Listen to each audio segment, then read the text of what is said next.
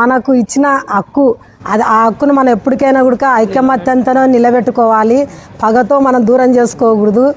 ఎవరినైనా దగ్గరికి తీసుకొని ఇటువంటి వేడుకలు అనేటివి చాలా ఇంకా ఎక్కువ బాగా జరుపుకోవాలి. ఇది మనకి ఇచ్చిన హక్కు.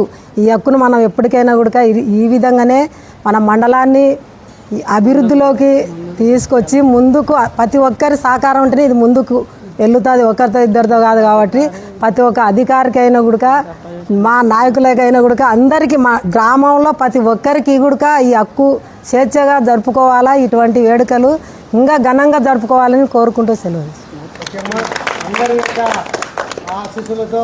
పోయినది. తర్వాత మన అందరూ పోరాడి మనకు స్వాతంత్రం తెప్పించినారు.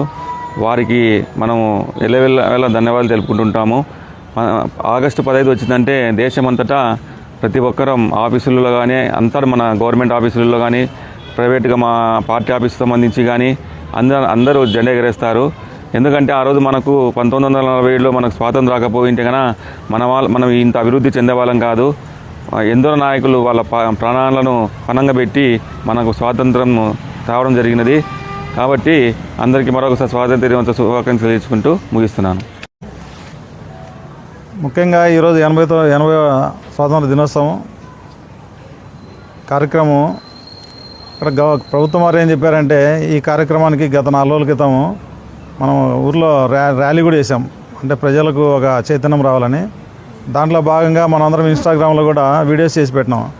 ఇన్స్టాగ్రామ్లో ఏం చేసామంటే వీడియోస్ నా పేరు రుద్రపాటి అంకన్న, నేను పాణ్యం గ్రామ పంచాయతీ కార్యదర్శిగా పనిచేస్తున్నాను. మనకు ముఖ్యంగా అందరికీ శుభాకాంక్షలు 80వ స్వాతంత్ర దినోత్సవ శుభాకాంక్షలు అని దాంట్లో తెలపడం అనేది. దాంట్లో ముఖ్యంగా ఏమంటే లక్ష్యం ఏర్పరచుకొని చెప్పినారు ప్రభుత్వం వారు. గ్రామ పంచాయతీ యొక్క లక్ష్యాలను ఈ సంవత్సరం ఏం లక్ష్యాలు అంటే నేను వచ్చేసి పాణ్యం గ్రామ పంచాయతీలో పారిశుద్ధ్యం మరియు త్రాగునీటి వసతి పైన అభివృద్ధి చేయాలని లక్ష్యంగా ఏర్పరచుకున్నాము. 2047 కల్లా పారిశుద్ధ్యం కానీ త్రాగునీటి సమస్య కానీ ఈ సంవత్సరంగా మాత్రం ఆ లక్ష్యాన్ని ఎంచుకోవడం జరిగింది. ఈ విషయం పైన అందరం గ్రామ పంచాయతీ సిబ్బంది కానీ తర్వాత ప్రతి ఒక్కరు ఈ రెండు ఇటు పైన పారిశుద్ధ్యం పైన త్రాగునీటి పైన ఈ సంవత్సరంలో ఎటువంటి సమస్యలు లేకుండా చేస్తామని మేము ఒక తీర్మానం చేసుకోవడం అనేది. దీంతో అందరికీ ఉన్న విషయం నమస్కారం.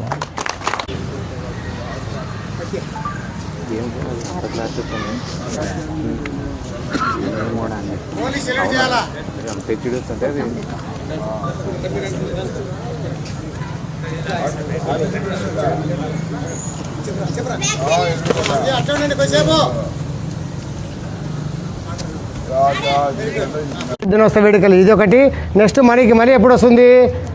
జనవరి 26వ తేదీ గణతంత్ర దినోత్సవం. యాక్చువల్గా 1947 మాత్రము మన భారతదేశానికి స్వాతంత్రం వచ్చిందని మాత్రమే తెలియజేసినారు. కాకపోతే పూర్తి స్వాతంత్రం వచ్చినది మనకి ఎప్పుడు జనవరి 26, 1950 మనకు రావడం జరిగింది. కనుక మనకు ఎంతోమంది ఈ యొక్క కార్యక్రమాలను జరపడానికి మనకు త్యాగాలు చేసినటువంటి మహానుభావులు చాలామంది ఉన్నారు. వారందరినీ మనం గుర్తు చేసుకోవడానికి కార్యక్రమాలు ప్రతి సంవత్సరానికి 2 సార్లు ఈ యొక్క కార్యక్రమాలను మనం నిర్వహించుకుంటున్నాము. నిజంగా ఈరోజు పాణ్యం మండలంలో ఇంతమంది మండల ఎంపీడీ ఆఫీసులో సమావేశం కావడం చాలా గర్వకారణం ఉంది. మన మండలాన్ని మనం అన్ని రకాలుగా ముందు నడుపుకుందాము.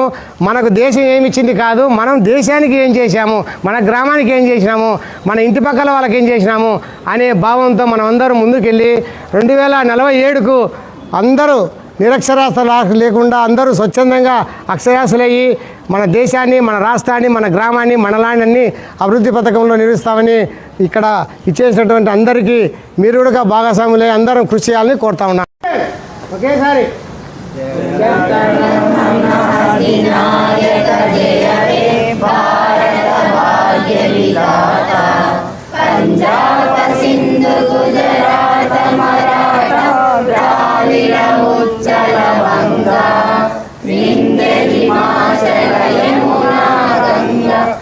उज्जल जलसितरंगा तव शुभ नामे जागे सब शुभ आशीष मागे गाहे तव जय गाथा जन जन मंगलदायक जय हे भारत